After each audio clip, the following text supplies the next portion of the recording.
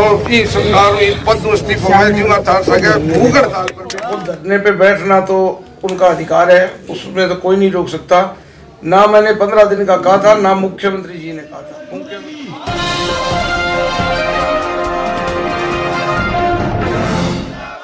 समय बदलते ही बदल गए सबद, ये आरोप किसान यूनियन ने आज भाजपा नेताओं पर लगाए। जी हां, किसानों ने भाजपा नेता हरियाणा बीज विकास निगम के चेयरमैन व सुनीता दुग्गल चेयरमैन हरियाणा सरकार पर वादों से मुकरने व विश्वासघात करने के आरोप लगाए हैं। बीमा क्लेम न मिलने पर किसानों का धरना तीसरे दिन भी शुरू है। आज किसान यूनियन ने एसडीएम कार्यालय के सामने कृषि मंत्री ओपी धनखड़ का पुतला फूंककर विरोध प्रदर्शन किया।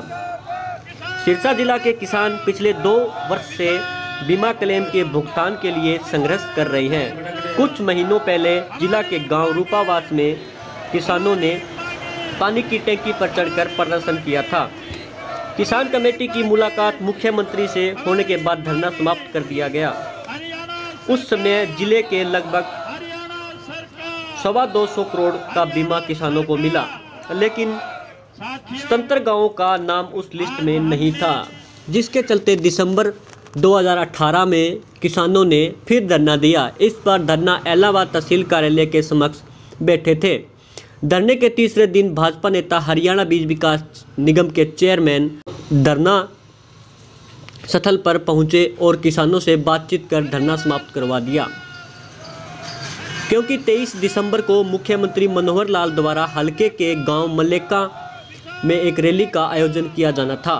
उस समय किसान यूनियन ने सीएम की रैली का विरोध करने की चेतावनी दी थी, लेकिन पवन बेनीवाल ने यह कहकर धरना समाप्त करवाया था कि रैली में बीमा क्लेम की घोषणा हो जाएगी। अगर ऐसा नहीं हुआ तो मैं खुद पद से इस्तीफा देकर भूख हड़ताल पर बैठूंगा। 2018 में यह आश्वासन दिया गया, लेकिन 2019 के 16 दिन बीत जाने के बाद भी किसानों की मांग पर कोई ध्यान नहीं, ताकि हरियाणा सरकार तक हमारी आवाज़ जा सके। और साथियों, हमें पिछले दिनों बीजेपी का एक नेता आकर के इसी धरने को उठवाया था और ये कहा था कि आप यहाँ से उठ जाइए और मैं मुख्यमंत्री से बात करा करके आपका मुआवजा दिलाऊंगा। साथियों, बात यह है कि डिस्ट्रिक्ट सिरसा की 2017 की जो फसल खराब हो गई थी, उसमें हमारे नरमे और कपास की फसल तबाह हो गई थी। साथियों, 240 गांवों को मुआवजा मिल चुका है, लेकिन 77 गांव आज अब भी बाकी हैं डिस्ट्रिक्ट सिरसा के जो बिना मुआवजे के हैं। हमारी सबसे बड़ी मांग यही है सरकार से कि 77 गांवों का मुआवजा जल्दी से जल्दी रिलीज किया जाए, और जब तक सरकार रिलीज नहीं करती इसी प्रकार से हम जो है यहाँ से धरना नहीं उठाएंगे। तो हम तो सरकार से ये, परमात्मा से ये भी आस करते हैं कि ऐसे आदमियों को शुद्ध बुद्धि दे और ये किसान की बात को सुने। प्रकाश जी, एक 24 तारीख को इस्तीफा देकर बैठने की बात थी, उस पे क्या हुआ? वो तो साथियों, हम इस्तीफा नहीं मांगते, लेकिन हम तो अपने वैचारिक रूप से कहते हैं। उन्होंने कहा तो यहाँ तक था कि मैं भूख हड़ताल पर बैठूंगा, लेकिन साथियों हम उनको भूख हड़ताल पर भी बैठाने को तैयार नहीं। हम तो कहते हैं हमारी मांगे मनवा दो, हमारे किसान का मुआवजा दिला दो, चाहे किसी प्रकार से दिला दो, चाहे किसी तरीके से दिला दो। हम तो आपके वायदे के मुताबिक भी 20 दिन टपा करके फिर धरने पर बैठे हैं। हमने 20 दिन इस सरकार का इंतजार किया। कोई आदमी ये कह दे कि लाख लपेट में कोई धरना लगाया, हमारा किसी से लाख लपेट नहीं है। आज भी सरकार के दरवाजे खुले, कोई साथी आकर के बातचीत कर सकता है, लेकिन उस प्रकार की बातचीत नहीं करेंगे। पिछली दफे हमें मीठी गोली दे दी गई, अब बार इसकी बार हम मीठी गोली लेने वाले नहीं। अब 3 दिन धरने को हो गए, कितने कोई सरकार का कोई नुमाइंदा? सरकार का कोई नुमाइंदा अभी तक हमारे पास नहीं आया है। सरकार की तरफ से बातचीत का कोई अभी हमारे पास नहीं आया है, और हम तो है जो है इसी तरीके से बैठे हैं। आ जाएगा, अगर उनको ज़रूरत है उतनी हमारे को ज़रूरत है, उतनी उनको भी ज़रूरत है। साथियों, अगर सरकार नहीं आएगी तो फिर हम डटने वाले नहीं हैं। हम दूसरे तजर्बे से भी सरकार को सबक सिखाने का काम करेंगे। क्यों? क्योंकि साथियों, प्रजातंत्र प्रणाली में एक वोट का भी अधिकार है। वोट की चोट से भी मारेंगे, ये बात भी सोच लें कि वोट की चोट से नहीं मारेंगे, ये गलत बात है। लेकिन साथियों, अगर हमारी बात नहीं सुनी गई तो ये भी चोट हम मारने को तैयार बैठे। लेकिन एक बात फिर भी हम साफ कर देना चाहते हैं कि हम किसी के विरोधी नहीं है। हमारा किसी पार्टी से कोई लाग लपेट नहीं है, किसी पार्टी से विरोध नहीं है, किसी से लगाव नहीं। हम तो जो सरकार में बैठे हैं उन लोगों से कहते हैं हमारा 70 गांवों का मुआवजा है वो दिला दो। एक हमारा सबसे बड़ी समस्या ये है कि हमें डायरेक्ट जोन बना रखा है इलाहाबाद सब डिवीज़न को। डायरेक्ट जोन का मतलब ये है कि बिजली के कनेक्शन यहाँ नए नहीं दिए जाते। आज 2 भाई हैं, 10 किला ज़मीन है, 2 ट्यूबवेल हैं, दोनों भाई लड़ रहे हैं। वो कहता है मेरी बारी है, वो कहता है मेरी बारी। हम सरकार से ये भी निवेदन करते हैं कि सरकार जो है जल्दी से जल्दी ट्यूबवेल कनेक्शन जारी करे। इसी प्रकार से काशी के पास को जाने वाली एक नहर है, उसके दोनों तरफ सड़क बना दी गई।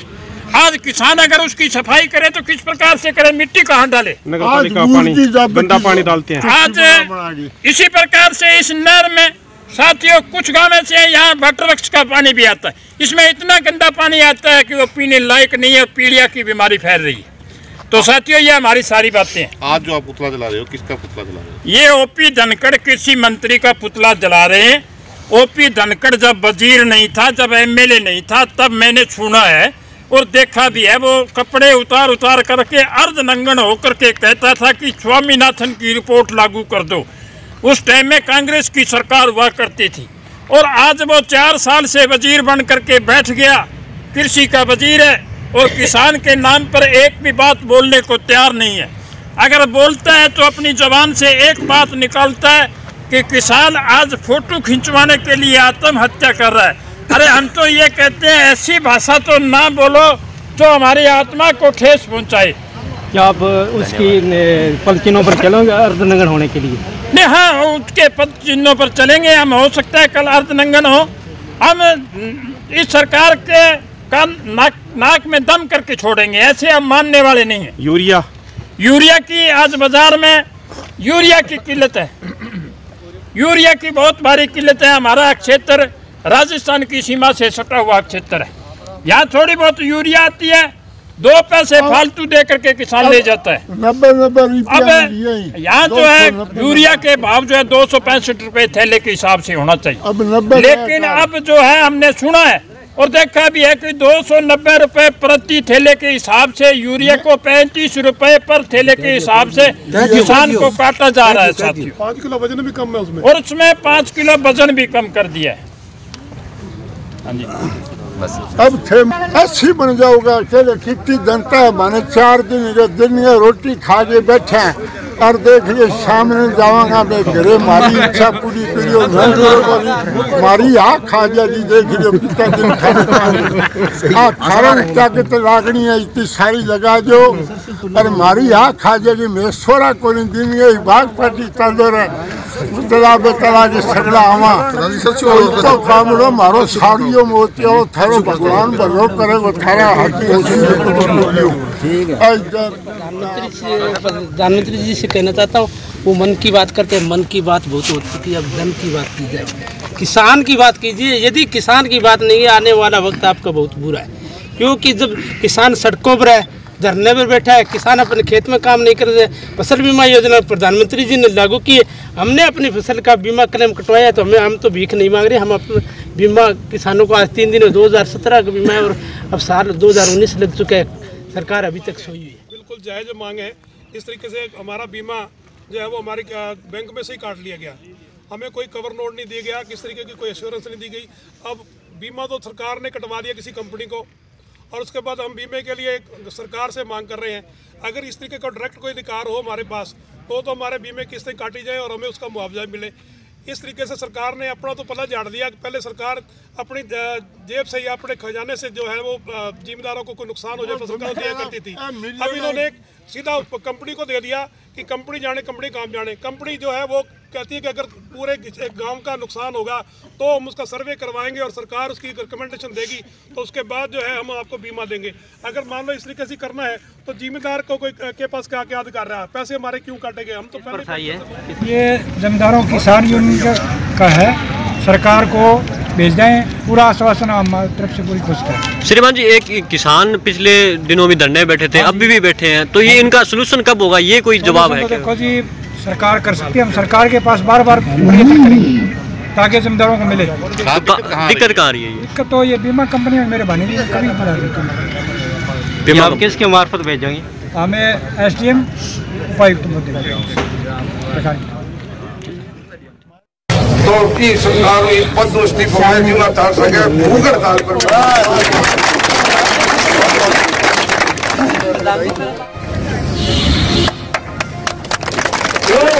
क्योंकि इन्होंने आश्वासन दे दिया ऐसा कि अगर मुआवजा नहीं आया तो मैं अपने पद से रिजाइन दे दूंगा और आपके साथ इसी तरह पर भूख हड़ताल कर बैठूंगा। देखो, धरने पे बैठना तो उनका अधिकार है, उसमें तो कोई नहीं रोक सकता। ना मैंने 15 दिन का कहा था, ना मुख्यमंत्री जी ने कहा था। मुख्यमंत्री जी ने सार्वजनिक मंच पे सबके सामने एक ऐलान किया था भी जो 70 गांव हैं जिनका अभी मुआवजा बकाया है, उसके लिए उनकी कोशिश और बातचीत चल रही है और जल्द से जल्द दिलवाने की बात आई थी। 15 दिन का उन्होंने ना तो कोई अल्टीमेटम दिया था और ना मैंने कहा। मैंने ये जरूर कहा था, अगर आप मुख्यमंत्री जी के बात से सहमत नहीं होंगे तो फिर आप धरने पे बैठो। और किसान अगर 14 या 15 को जब भी सोच रहे हैं अभी धरना पे बैठे, वो तो उनका अधिकार है, उनकी मर्जी है। बाकी मुख्यमंत्री जी ने सार्वजनिक मंच से ये बात कही है तो उनको मुख्यमंत्री जो प्रदेश के मुख्य है उनकी बात पे विश्वास रख